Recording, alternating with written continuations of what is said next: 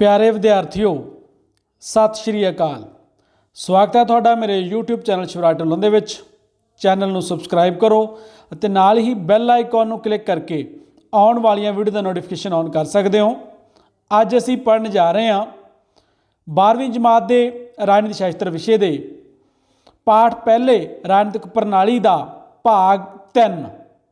इहदे विच असीं आलमंड दा राजनीतिक प्रणाली का मॉडल पढ़ांगे जां आलमंड अनुसार राजनीतिक प्रणाली के कामां बारे डिस्कस करांगे। डेविड ईस्टन दे वांग ही आलमंड भी राजनीतिक प्रणाली के कारजां नूं मुख तौर पर 2 हिस्सों में वंडदा है। किन्ने हिस्सों में वंडदा है? 2 हिस्सों के वंडदा है, निवेश कार्य, निकास कार्य। सब तो पहला निवेश कार्यों बारे पढ़ते हैं। निवेश कार्य राजनीतिक प्रणाली के गैर सरकारी ढांचों जिमें कि राजनीतिक दलों, दबाव समूहों, अखबारों, रसालियां आदि द्वारा किए जाते हैं, जिन्होंने अगे लिखिया 4 किस्मों में वंडिया जा सकता है। अर्थात आलमंड के अनुसार जिहड़े निवेश कार्य दिते गए हैं उन्होंने असी 4 किस्मों में वंडते हैं। सब तो पहला राजनीतिक समाजीकरण अते भर्ती। राजनीतिक समाजीकरण पोलीटिकल सोशलाइजेशन वो प्रक्रिया है जिस राही राजनीतिक प्रणाली प्रति लोगों दी कदरां कीमतां अते विश्वासां का निर्माण किया जाता है अते उन्होंने राज के राजनीतिक सभ्याचार में शामिल किया जाता है। राजनीतिक समाजीकरण एक निरंतर प्रक्रिया है जिहड़ी लगातार चलती रहती है। स्थितियां के बदलण नाल राजनीतिक सभ्याचार बदलता है, जिस दे नतीजे वजों राजनीतिक समाजीकरण की प्रक्रिया लगातार चलती रहती है। राजनीतिक दल, दबाव समूह, अखबारां अते दूजियां अजिहियां जथेबंदियां लगातार लोगों को अपने प्रोग्रामां अते सरकार दीयां प्राप्तियां ते कमजोरियां आदि तो जाणू करवाउंदे रहिंदे हन, जिस दे नतीजे वजों राजनीतिक समाजीकरण हुंदा रहिंदा है। राजनीतिक समाजीकरण की गति सरकार की किस्म ते निर्भर करती है। सरकार कई किस्मां दी हुंदी है, लोकतंत्री, तानाशाही, होर बहुत सारी किस्मां दी। तां राजनीतिक समाजीकरण की जिहड़ी प्रक्रिया है सरकार की किस्म ते भी निर्भर करती है। लोकतंत्री जो सरकार होएगी तो गति तेज होएगी। क्यों? क्योंकि लोकतंत्री सरकार विच लोकां नूं विचारां दे प्रगटावे अते राजनीतिक संगठन आदि बनाउण दी पूरी सुतंत्रता हुंदी है। इस दे उल्ट तानाशाही या सर्वसत्तावादी सरकारां विच राजनीतिक समाजीकरण की गति धीमी हुंदी है, क्योंकि तानाशाही सरकार विच लोकां नूं राजनीतिक स्वतंत्रता प्राप्त नहीं हुंदी। कंपैरेटिवली लोकतंत्र विच जिन्नी लोकां नूं आज़ादी या स्वतंत्रता प्राप्त हुंदी है उन्नी तानाशाही व्यवस्था दे विच नहीं हुंदी। सो राजनीतिक समाजीकरण की प्रक्रिया लोकतंत्री व्यवस्था विच ज़्यादा जिहड़ी है हुंदी है जां ज़्यादा तेजी नाल हुंदी है, पर तानाशाही सर्वसत्तावादी सरकारां च इहदी जिहड़ी गति है वो धीमी हुंदी है। राजनीतिक समाजीकरण के नाल नाल हर राजनीतिक प्रणाली विच भर्ती का काम भी हुंदा रहिंदा है। भर्ती तो भाव वख-वख पदवियां जां कारजां की पूर्ति लई वख-वख भूमिकावां नूं भरना है। कई व्यक्ति त्याग पत्र दे दिंदे हन, कई रिटायर हो जाते हैं, मर जाते हैं, हटा दिते जाते हैं, बदल दिते जाते हैं, जिस दे नतीजे वजों अहुदे खाली हो जाते हैं अते उन्हां दी जगह नवे व्यक्तियों की भर्ती की जाती है। ये प्रक्रिया लगातार चलती रहती है, क्योंकि लगातार भर्ती की जरूरत पैंदी है। जिवें आपां उपर पढ़िया, पदवी खाली हुंदी रहिंदी है वख-वख कारणों करके। उन्हां पदवियों नूं भरन लई भर्ती की प्रक्रिया लगातार चलती रहती है। राजनीतिक भर्ती दिलचस्पी, योग्यता, विचारधारा, हरमन प्यारता, कृष्णमयी व्यक्तित्व, प्रभाव, जाति, धर्म, जद्दी शक्ति आदि आधार पर की जाती है। हित स्पष्टीकरण। हर राजनीतिक प्रणाली में रहने वाले लोगों दीयां कुछ मंगां, हित जां उद्देश हुंदे हन। इन्हां मंगां, उद्देशां जां हितां नूं निर्णय निर्माण शक्ति भाव सरकार के सामने पेश करने की प्रक्रिया नूं स्पष्टीकरण कहा जाता है। अर्थात जिस भी प्रणाली, जो भी प्रणाली है, जो भी लोग रह रहे हैं, उन्हां दीयां कुछ मंगां हुंदियां, उन्हां दे कुछ उद्देश हुंदे है। उन्हां उद्देशां नूं सरकार के सामने जो लोग रखते हैं उन्होंने असीं कहने हित स्पष्टीकरण, अर्थात अपने हितां नूं सरकार के सामने रखना। राजनीतिक प्रणाली का यह बहुत ही महत्वपूर्ण कार्य है, क्योंकि सरकार द्वारा नीति निर्माण का कार्य इन्हां मंगां जां हितां आदि नूं मुख रख के ही किया जाना हुंदा है, नहीं तो हितां की ठीक पूर्ति नहीं हो सकती। हित स्पष्टीकरण की प्रक्रिया को दबाउणा नहीं चाहिए, सगों इसलिए वध तो वध मौके प्रदान किए जाने चाहिए हैं। ਜੇਕਰ ਲੋਕਾਂ ਕੋਲ ਹਿੱਤ ਸਪਸ਼ਟੀਕਰਨ ਲਈ ਸੰਵਿਧਾਨਕ ਤਰੀਕੇ ਨਹੀਂ ਹੋਣਗੇ ਤਾਂ ਉਹ ਕ੍ਰਾਂਤੀਕਾਰੀ ਸਾਧਨ ਅਪਣਾਉਣਗੇ ਜਿਹੜੇ ਕਿ ਖਤਰਨਾਕ ਸਾਬਤ ਹੋ ਸਕਦੇ ਹਨ। ਹਿੱਤ ਸਪਸ਼ਟੀਕਰਨ ਦੇ ਸਾਧਨ ਕਿਹੜੇ-ਕਿਹੜੇ ਉਹ ਸਾਧਨ ਹੈ ਜਿਨ੍ਹਾਂ ਰਾਹੀਂ ਕਿਸੇ ਰਾਜਨੀਤਿਕ ਪ੍ਰਣਾਲੀ ਦੇ ਵਿੱਚ ਲੋਕ ਆਪਣੇ ਹਿੱਤਾਂ ਨੂੰ ਸਰਕਾਰ ਦੇ ਸਾਹਮਣੇ ਰੱਖਦੇ ਆ ਜਾਂ ਪੇਸ਼ ਕਰਦੇ ਆ। ਲਿਖਤੀ ਬੇਨਤੀਆਂ, ਰਾਜਨੀਤਿਕ ਸਭਾਵਾਂ, ਅਖਬਾਰਾਂ ਅਤੇ ਰਸਾਲਿਆਂ, ਰੋਸ ਸਭਾਵਾਂ, ਹੜਤਾਲਾਂ ਆਦਿ ਸਾਧਨਾਂ ਰਾਹੀਂ ਹਿੱਤਾਂ ਦਾ ਸਪਸ਼ਟੀਕਰਨ ਕੀਤਾ ਜਾਂਦਾ ਹੈ। ਕਈ ਵਾਰੀ ਹਿੱਤ ਸਪਸ਼ਟੀਕਰਨ ਲਈ ਹਿੰਸਕ ਸਾਧਨਾਂ ਜਿਵੇਂ ਕਿ ਸਰਕਾਰੀ ਸੰਪत्ति ਨੂੰ ਨੁਕਸਾਨ ਪਹੁੰਚਾਉਣਾ, ਅੱਗ ਲਗਾਉਣਾ, ਹਿੰਸਕ ਪ੍ਰਦਰਸ਼ਨ ਕਰਨਾ, ਰਾਜਨੀਤਿਕ ਨੇਤਾਵਾਂ ਦੀ ਹੱਤਿਆ ਆਦਿ ਦਾ ਪ੍ਰਯੋਗ ਵੀ ਕੀਤਾ ਜਾਂਦਾ ਹੈ। ਇਸ ਤੋਂ ਬਾਅਦ ਚੌਥਾ ਨਿਵੇਸ਼ ਹੈ ਹਿੱਤ ਸਮੂਹੀਕਰਨ। ਹਿੱਤ ਸਪਸ਼ਟੀਕਰਨ ਤੋਂ ਬਾਅਦ ਹਿੱਤ ਸਮੂਹੀਕਰਨ। ਹਿੱਤ ਸਪਸ਼ਟੀਕਰਨ ਜਿਵੇਂ ਅਸੀਂ ਪੜ੍ਹ ਚੁੱਕੇ ਹਾਂ, ਲੋਕ ਆਪਣੀਆਂ ਮੰਗਾਂ ਸਰਕਾਰ ਸਾਹਮਣੇ ਰੱਖਦੇ ਆ। ਵੱਖ-ਵੱਖ ਸੰਘਾਂ ਜਾਂ ਸਮੂਹਾਂ ਦੁਆਰਾ ਵੱਖ-ਵੱਖ ਮੰਗਾਂ ਰੱਖੀਆਂ ਜਾਂਦੀਆਂ ਹਨ ਜਿਨ੍ਹਾਂ ਦੀ ਪੂਰਤੀ ਲਈ ਵੱਖ-ਵੱਖ ਨੀਤੀਆਂ ਦਾ ਨਿਰਮਾਣ ਨਹੀਂ ਕੀਤਾ ਜਾ ਸਕਦਾ। ਸੋ ਭਿੰਨ-ਭਿੰਨ ਸੰਗਠਨਾਂ ਦੁਆਰਾ ਰੱਖੀਆਂ ਵੱਖ-ਵੱਖ ਮੰਗਾਂ ਨੂੰ ਇਕੱਠਾ ਕਰਨ ਅਤੇ ਉਹਨਾਂ ਦੀ ਪੂਰਤੀ ਲਈ ਇੱਕ ਸਾਂਝੀ ਨੀਤੀ ਤਿਆਰ ਕਰਨ ਦੀ ਪ੍ਰਕਿਰਿਆ ਨੂੰ ਹਿੱਤ ਸਮੂਹੀਕਰਨ ਕਿਹਾ ਜਾਂਦਾ ਹੈ। ਆਲਮੰਡ ਅਤੇ ਪਾਵਲ ਅਨੁਸਾਰ ਮੰਗਾਂ ਨੂੰ ਆਮ ਨੀਤੀਆਂ ਵਿੱਚ ਬਦਲਣ ਦੇ ਕਾਰਜ ਨੂੰ ਸਮੂਹੀਕਰਨ ਕਿਹਾ ਜਾਂਦਾ ਹੈ। ਰਾਜਨੀਤਿਕ ਪ੍ਰਣਾਲੀ ਵਿੱਚ ਹਿੱਤ ਸਮੂਹੀਕਰਨ ਕਰਨ ਦਾ ਕਾਰਜ ਬਹੁਤ ਮਹੱਤਵ ਰੱਖਦਾ ਹੈ ਕਿਉਂਕਿ ਜੇਕਰ ਵੱਖ-ਵੱਖ ਹਿੱਤਾਂ ਦਾ ਸਮੂਹੀਕਰਨ ਨਾ ਕੀਤਾ ਜਾਵੇ ਤਾਂ ਨੀਤੀਆਂ ਦਾ ਨਿਰਮਾਣ ਠੀਕ ਨਹੀਂ ਹੋ ਸਕਦਾ ਕਿਉਂਕਿ ਵੱਖ-ਵੱਖ ਲੋਕਾਂ ਦੀਆਂ ਵੱਖ-ਵੱਖ ਮੰਗਾਂ ਹੁੰਦੀਆਂ, ਉਹਨਾਂ ਨੂੰ ਸਮੂਹਾਂ ਦੇ ਵਿੱਚ ਇਕੱਠਾ ਕਰਕੇ ਹੀ ਪੂਰਾ ਕੀਤਾ ਜਾ ਸਕਦਾ। ਸਾਰਿਆਂ ਲਈ ਅਲੱਗ-ਅਲੱਗ ਨੀਤੀ ਨਹੀਂ ਬਣਾਈ ਜਾ ਸਕਦੀ ਕਿਉਂਕਿ ਨੀਤੀ ਤਾਂ ਇੱਕ ਹੀ ਹੋਵੇਗੀ। ਇਸ ਲਈ ਕਿਹੜੀ ਨੀਤੀ ਬਣਾਉਣੀ ਹੈ ਵੱਖ-ਵੱਖ ਲੋਕਾਂ ਦੀਆਂ ਮੰਗਾਂ ਦੇ ਸਮੂਹ ਲਈ, ਉਹ ਜਿਹੜੀਆਂ ਮੰਗਾਂ ਨੂੰ ਇਕੱਠਾ ਕਰਕੇ ਸਮੂਹਿਕ ਨਾਮ ਦੇ ਕੇ ਹੀ ਹੋ ਸਕਦਾ ਹੈ। ਰਾਜਨੀਤਿਕ ਦਲ ਹਿੱਤ ਸਮੂਹੀਕਰਨ ਦੇ ਕਾਰਜ ਵਿੱਚ ਮਹੱਤਵਪੂਰਨ ਭੂਮਿਕਾ ਨਿਭਾਉਂਦੇ ਹਨ। ਉਹ ਆਪਣੇ ਪ੍ਰੋਗਰਾਮ ਦਾ ਨਿਰਮਾਣ ਕਰਦੇ ਸਮੇਂ ਵੱਖ-ਵੱਖ ਜਾਤੀਆਂ, ਸਮੁਦਾਵਾਂ, ਵਰਗਾਂ ਆਦਿ ਦੇ ਹਿੱਤਾਂ ਨੂੰ ਸਾਹਮਣੇ ਰੱਖ ਕੇ ਇੱਕ ਆਮ ਪ੍ਰਵਾਨਿਤ ਪ੍ਰੋਗਰਾਮ ਤਿਆਰ ਕਰਦੇ ਹਨ। ਵਿਧਾਨ ਮੰਡਲ ਅਤੇ ਕਾਰਜਪਾਲਿਕਾ ਵੀ ਹਿੱਤ ਸਮੂਹੀਕਰਨ ਦਾ ਕਾਰਜ ਕਰਦੇ ਹਨ। ਇਸ ਤੋਂ ਬਾਅਦ ਹੈ ਜੀ ਰਾਜਨੀਤਿਕ ਸੰਚਾਰ। ਰਾਜਨੀਤਿਕ ਸੰਚਾਰ ਤੋਂ ਭਾਵ ਹੈ ਸੂਚਨਾ ਪ੍ਰਦਾਨ ਕਰਨਾ। ਰਾਜਨੀਤਿਕ ਪ੍ਰਣਾਲੀ ਨੂੰ ਨੀਤੀ ਨਿਰਮਾਣ ਲਈ ਹਿੱਤ ਸਪਸ਼ਟੀਕਰਨ 'ਤੇ ਨਿਰਭਰ ਕਰਨਾ ਪੈਂਦਾ ਹੈ ਅਤੇ ਹਿੱਤਾਂ ਦਾ ਸਪਸ਼ਟੀਕਰਨ ਤਾਂ ਹੀ ਠੀਕ ਹੋ ਸਕਦਾ ਹੈ ਜੇਕਰ ਰਾਜਨੀਤਿਕ ਸੰਚਾਰ ਦੇ ਸਵਸਥ ਅਤੇ ਉਚਿਤ ਸਾਧਨ ਹੋਣ। ਰਾਜਨੀਤਿਕ ਸੰਚਾਰ ਰਾਹੀਂ ਰਾਜਨੀਤਿਕ ਪ੍ਰਣਾਲੀ ਦੇ ਵੱਖ-ਵੱਖ ਭਾਗਾਂ ਦਾ ਆਪਸ ਵਿੱਚ ਅਤੇ ਦੂਜੀਆਂ ਗੈਰ ਰਾਜਨੀਤਿਕ ਪ੍ਰਣਾਲੀਆਂ ਨਾਲ ਸੰਬੰਧ ਕਾਇਮ ਰਹਿੰਦਾ ਹੈ। ਇਸ ਦੇ ਨਤੀਜੇ ਵਜੋਂ ਇੱਕ ਦੂਜੇ ਦੀਆਂ ਗਤੀਵਿਧੀਆਂ ਅਤੇ ਮੰਗਾਂ ਆਦਿ ਦਾ ਵੀ ਪਤਾ ਲੱਗਦਾ ਰਹਿੰਦਾ ਹੈ। ਇਸ ਤਰ੍ਹਾਂ ਰਾਜਨੀਤਿਕ ਸੰਚਾਰ ਰਾਜਨੀਤਿਕ ਪ੍ਰਣਾਲੀ ਲਈ ਨੀਤੀ ਨਿਰਮਾਣ ਦੇ ਕਾਰਜ ਵਿੱਚ ਸਹਾਈ ਹੁੰਦਾ ਹੈ। ਜੇਕਰ ਇਹ ਸੰਚਾਰ ਟੁੱਟ ਜਾਵੇ ਤਾਂ ਖਤਰਨਾਕ ਸਾਬਤ ਹੋ ਸਕਦਾ ਹੈ। ਸਰਕਾਰ ਨੂੰ ਜਨਤਾ ਦੇ ਹਿੱਤਾਂ ਦੀ ਠੀਕ ਜਾਣਕਾਰੀ ਪ੍ਰਾਪਤ ਨਹੀਂ ਹੋਵੇਗੀ ਅਤੇ ਆਪਸੀ ਵਿੱਥ ਵੱਧਦੀ ਜਾਵੇਗੀ ਜਿਹੜੀ ਕਿ ਕਿਸੇ ਵੀ ਸਮੇਂ ਕ੍ਰਾਂਤੀ ਦਾ ਰੂਪ ਧਾਰਨ ਕਰ ਸਕਦੀ ਹੈ। ਇਸ ਲਈ ਲੋਕਾਂ ਦੀਆਂ ਮੰਗਾਂ ਦਾ ਸਰਕਾਰ ਕੋਲ ਔਰ ਸਰਕਾਰ ਦੀਆਂ ਨੀਤੀਆਂ ਦਾ ਲੋਕਾਂ ਤੱਕ ਪਹੁੰਚਣਾ ਬਹੁਤ ਹੀ ਜ਼ਰੂਰੀ ਹੈ।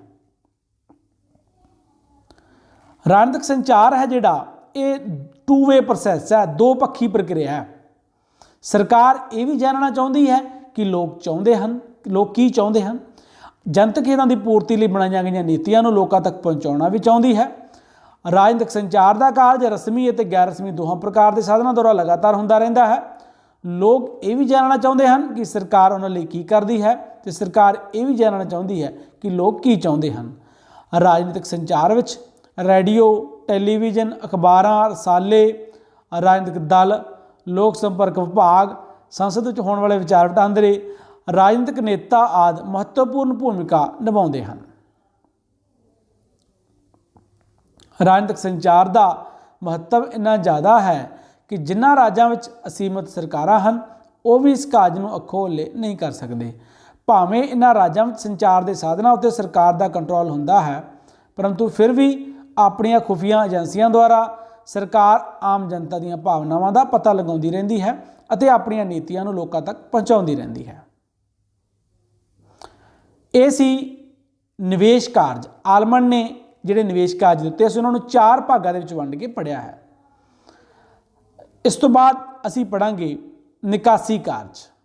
ਨਿਕਾਸੀ ਕਾਰਜ ਸਰਕਾਰ ਦੇ ਕਾਰਜ ਹੁੰਦੇ ਆ, ਅਰਥਾਤ ਲੋਕਾਂ ਦੀਆਂ ਮੰਗਾਂ ਨੂੰ ਸਰਕਾਰ ਪਰਿਵਰਤਨ ਪ੍ਰਕਿਰਿਆ ਦੁਆਰਾ ਨਿਕਾਸਾਂ ਦੇ ਰੂਪ ਵਿੱਚ ਅਰਥਾਤ ਨਿਯਮ ਨੀਤੀਆਂ ਦੇ ਰੂਪ ਵਿੱਚ ਪਰਿਵਰਤਿਤ ਕਰਦੀ ਹੈ। ਤਾਂ ਇਹ ਸਰਕਾਰ ਨੇ ਕਰਨੇ ਹੁੰਦੇ ਆ। ਨਿਵੇਸ਼ਾਂ ਦੇ ਆਧਾਰ ਤੇ ਸਰਕਾਰ ਦੁਆਰਾ ਜੋ ਫੈਸਲੇ ਕੀਤੇ ਜਾਂਦੇ ਹਨ ਜਾਂ ਕਾਨੂੰਨਾਂ ਦਾ ਨਿਰਮਾਣ ਕੀਤਾ ਜਾਂਦਾ ਹੈ, ਕਾਨੂੰਨਾਂ ਨੂੰ ਲਾਗੂ ਕੀਤਾ ਜਾਂਦਾ ਹੈ, ਝਗੜਿਆਂ ਦਾ ਨਿਪਟਾਰਾ ਕੀਤਾ ਜਾਂਦਾ ਹੈ, ਨੂੰ ਰਾਜਨੀਤਿਕ ਪ੍ਰਣਾਲੀ ਦੇ ਨਿਕਾਸੀ ਕਾਰਜ ਕਿਹਾ ਜਾਂਦਾ ਹੈ। ਆਲਮੰਡ ਅਨੁਸਾਰ ਰਾਜਨੀਤਿਕ ਪ੍ਰਣਾਲੀ ਹੇਠ ਲਿਖੇ 3 ਨਿਕਾਸੀ ਕਾਰਜ ਕਰਦੀ ਹੈ। ਨਿਯਮ ਬਣਾਉਣ ਦਾ ਕਾਰਜ। ਮਨੁੱਖਾਂ ਦੇ ਆਪਸੀ ਸੰਬੰਧਾਂ ਨੂੰ ਨਿਯਮਤ ਕਰਨ ਲਈ ਨਿਯਮਾਂ ਦਾ ਹੋਣਾ ਜ਼ਰੂਰੀ ਹੈ, ਕਿਉਂਕਿ ਨਿਯਮਾਂ ਤੋਂ ਬਿਨਾਂ ਸਮਾਜ ਵਿੱਚ ਅਰਾਜਕਤਾ ਫੈਲ ਜਾਵੇਗੀ। ਇਸ ਲਈ ਰਾਜਨੀਤਿਕ ਪ੍ਰਣਾਲੀ ਦਾ ਪਹਿਲਾ ਮਹੱਤਵਪੂਰਨ ਨਿਕਾਸੀ ਕਾਰਜ ਨਿਯਮ ਨਿਰਮਾਣ ਦਾ ਹੈ। ਇਹ ਨਿਯਮ ਬਣਾਉਂਦੀ ਹੈ, ਸਥਿਤੀਆਂ ਅਤੇ ਲੋੜ ਅਨੁਸਾਰ ਪੁਰਾਣੇ ਨਿਯਮਾਂ ਨੂੰ ਬਦਲਦੀ ਹੈ, ਲੋੜ ਪੈਣ 'ਤੇ ਪੁਰਾਣੇ ਨਿਯਮ ਖਤਮ ਵੀ ਕਰਦੀ ਹੈ। ਪਰੰਪਰਾਵਾਦੀ ਦ੍ਰਿਸ਼ਟੀਕੋਣ ਅਨੁਸਾਰ ਨਿਯਮ ਨਿਰਮਾਣ ਦੇ ਕਾਰਜ ਨੂੰ ਕਾਨੂੰਨ ਨਿਰਮਾਣ ਜਾਂ ਵਿਧਾਨਕੀ ਕਾਰਜ ਕਿਹਾ ਜਾਂਦਾ ਸੀ, ਜਿਹੜਾ ਸੰਸਦ ਜਾਂ ਵਿਧਾਨ ਸਭਾਵਾਂ ਦੁਆਰਾ ਕੀਤਾ ਜਾਂਦਾ ਸੀ।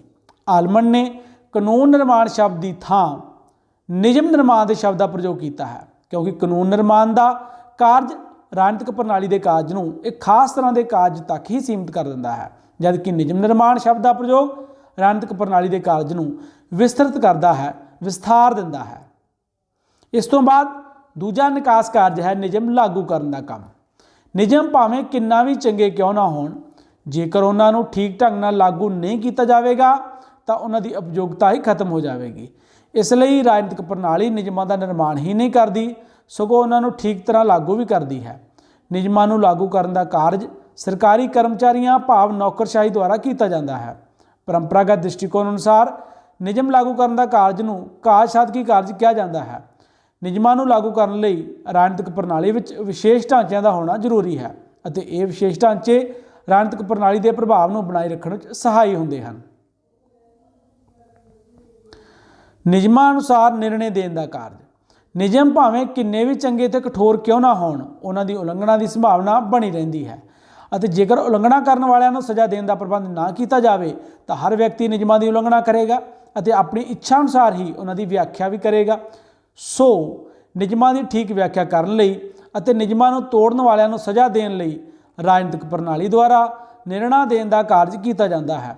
ਸਜ਼ਾ ਦੇਣ ਤੋਂ ਪਹਿਲਾਂ ਇਹ ਦੇਖਣਾ ਪੈਂਦਾ ਹੈ ਕਿ ਸੱਚਮੁੱਚ ਕਿਸੇ ਨਿਯਮ ਦੀ ਉਲੰਘਣਾ ਕੀਤੀ ਗਈ ਹੈ, ਕਿ ਇਹ ਉਲੰਘਣਾ ਜਾਣਬੁੱਝ ਕੇ ਕੀਤੀ ਗਈ ਹੈ ਜਾਂ ਸੁਭਾਵਿਕ ਹੀ ਹੋ ਗਈ ਹੈ। ਇਹ ਤੱਥ ਨਿਸ਼ਚਿਤ ਕਰਨ ਪਿੱਛੋਂ ਨਿਯਮ ਤੋੜਨ ਵਾਲੇ ਵਿਅਕਤੀ ਨੂੰ ਉਚਿਤ ਮਾਤਰਾ ਵਿੱਚ ਸਜ਼ਾ ਦਿੱਤੀ ਜਾਂਦੀ ਹੈ। ਇਹ ਸੀ ਨਹੀਂ ਕੰਟੀਨਿਊ ਅੱਗੇ।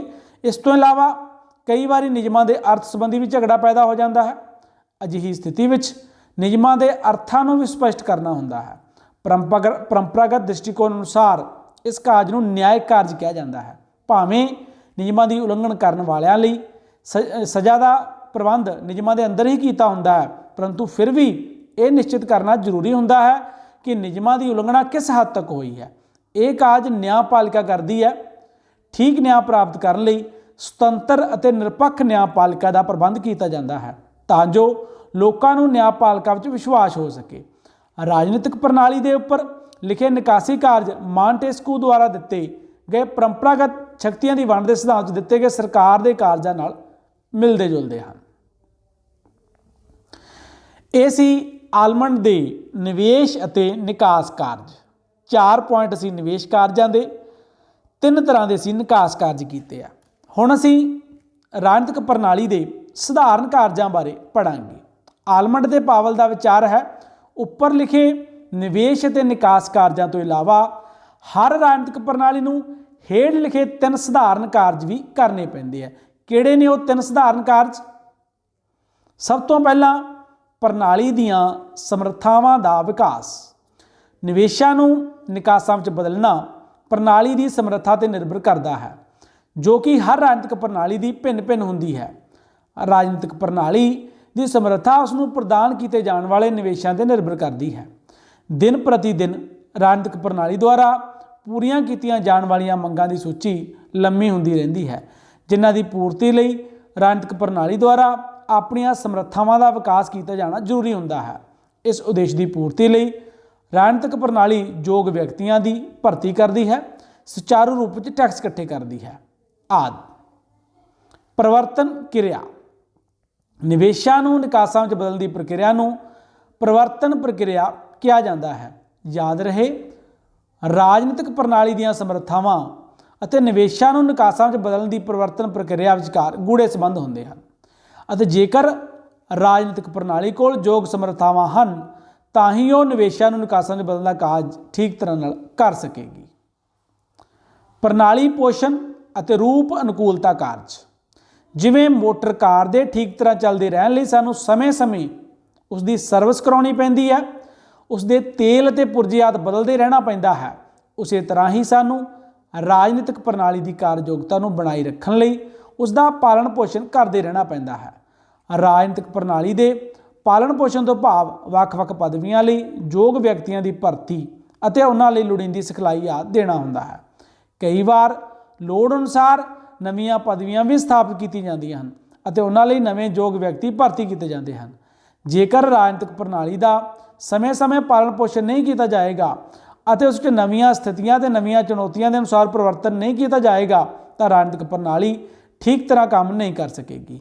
ਇਸ ਨੂੰ ਆਲਮੰਡ ਅਤੇ ਪਾਵਲ ਪ੍ਰਣਾਲੀ ਪੋਸ਼ਣ ਅਤੇ ਰੂਪ ਅਨੁਕੂਲਤਾ ਦਾ ਕਾਰਜ ਕਹਿੰਦੇ ਹਨ। ਇਹ ਸੀ ਸਾਡਾ ਅੱਜ ਦਾ ਟੌਪਿਕ, ਜਿਹਦੇ ਵਿੱਚ ਅਸੀਂ ਆਲਮੰਡ ਦਾ ਰਾਜਨੀਤਿਕ ਪ੍ਰਣਾਲੀ ਦੇ ਕਾਰਜ ਜਾਂ ਆਲਮੰਡ ਦਾ ਰਾਜਨੀਤਿਕ ਪ੍ਰਣਾਲੀ ਦਾ ਮਾਡਲ ਅਤੇ ਰਾਜਨੀਤਿਕ ਪ੍ਰਣਾਲੀ ਦੇ ਸਧਾਰਨ ਕਾਰਜਾਂ ਬਾਰੇ ਜਾਣਕਾਰੀ ਹਾਸਲ ਕੀਤੀ ਹੈ। ਉਮੀਦ ਹੈ ਅੱਜ ਦਾ ਟੌਪਿਕ ਤੁਹਾਡੇ ਲਈ ਲਾਭਕਾਰੀ ਹੋਵੇਗਾ, ਤੁਹਾਨੂੰ ਇਸ ਕਨਸੈਪਟ ਨੂੰ ਸਮਝਣ ਦੇ ਵਿੱਚ ਮਦਦ ਕਰੇਗਾ। ਚੈਨਲ ਨੂੰ ਸਬਸਕ੍ਰਾਈਬ ਕਰਨਾ ਹੈ, ਵੀਡੀਓ ਨੂੰ ਲਾਈਕ ਅਤੇ ਸ਼ੇਅਰ ਜ਼ਰੂਰ ਕਰਨਾ ਹੈ। ਧੰਨਵਾਦ।